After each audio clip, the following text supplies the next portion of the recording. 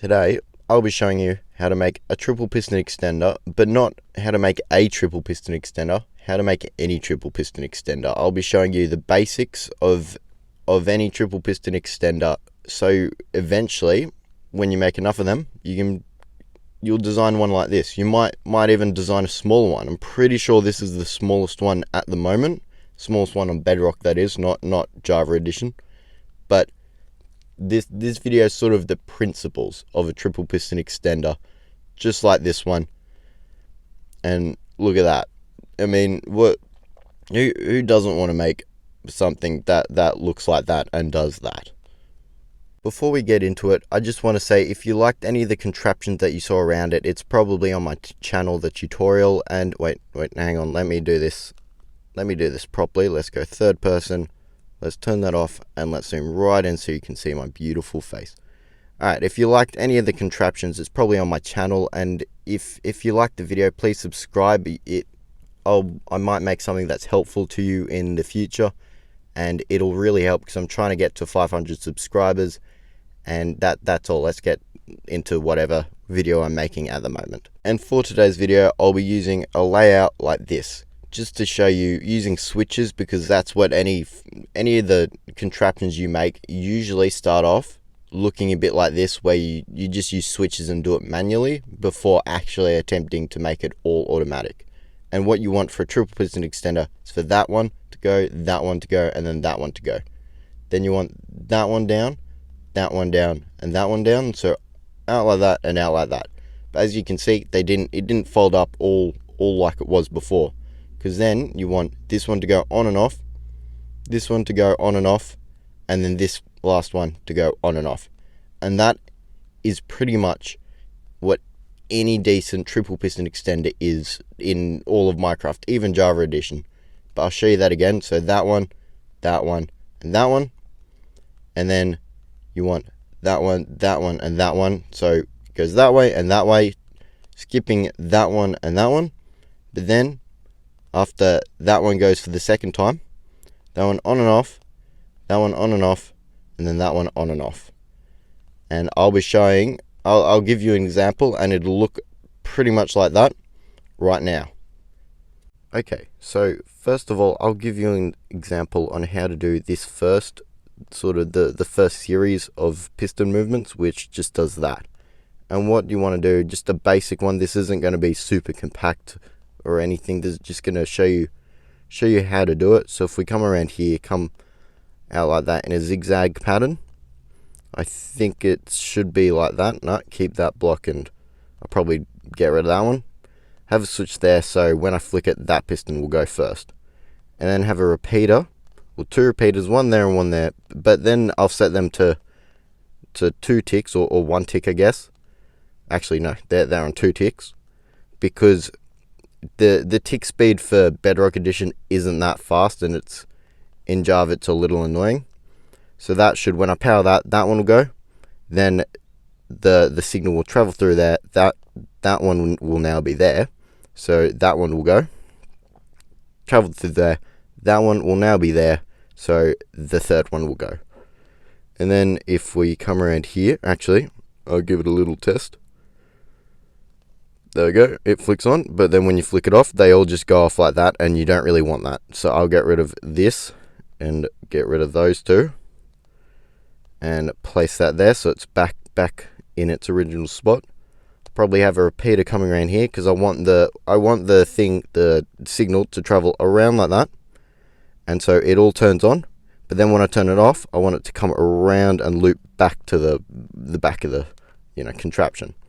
So I'll come up like that with redstone there. So this repeater will power this block. Set that to 2 ticks. Then I'll put a block there and a block there. So if we flick this on, it should go like that. So that piston will power no matter what. And then if we come around here, put something there, and then put a final block there. Come around here with 2 blocks, and put a repeater on there. So now this repeater will turn off after all those 3 repeaters, turning this one off after this one goes in. So this one will go in, then this one will go in, and then lastly, the signal will travel through it, and that one will go in. So if we flick it off, here we go. There we go. And if I reset it to its normal position, put that there and remove that, it should happen pretty nice and fast. I didn't mean to place that there. There we go. And back in. Even though that looks like it's 75% of the contraption, the more complicated part is getting the pistons to do this. To grab that in and out, grab that in and out, and then grab that one in and out. So what I want to do is, seeing as this one went in sort of, not really last, but second last, I guess. If we have it come out and then come in like that, that's one of the last things to go.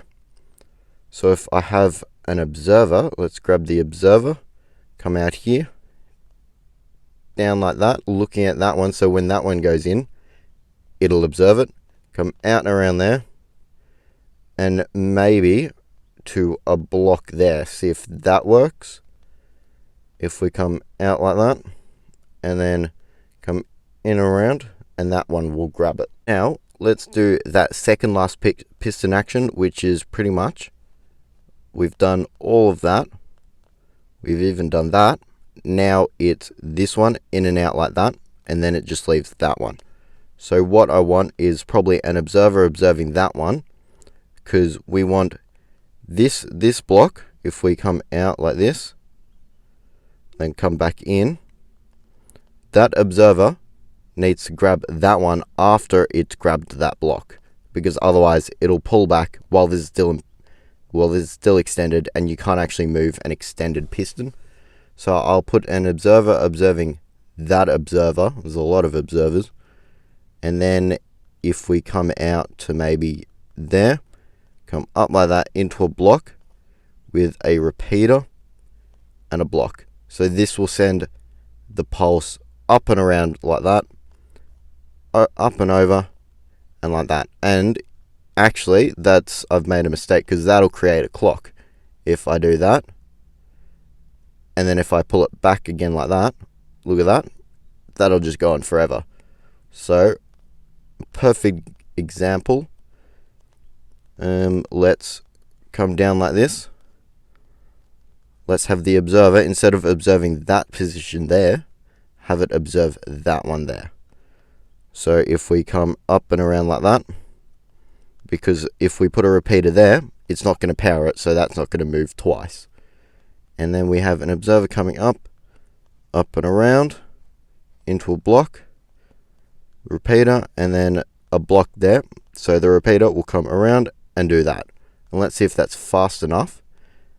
If that comes back, there we go. That looked pretty fast, so that might be inconsistent in Bedrock edition.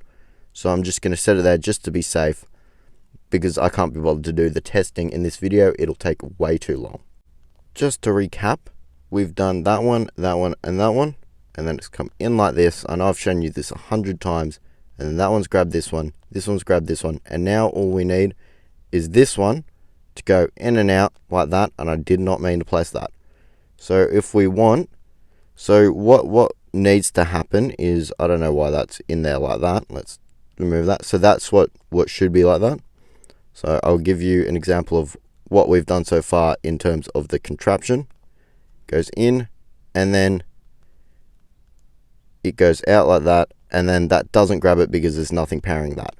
So what we want is, maybe let's grab redstone lamps, come out like this, just like that one over there, come up to like that, because when that repeater hits that one will also light up, because I think that's a full block and that's a redstone component, so that'll work as well because it's on a full block. And let's have an observer observing that one, and then coming down and observing into that piston there. Let's just replace it with that block. And now if it goes up, and then it goes in like a finger in a buttonhole.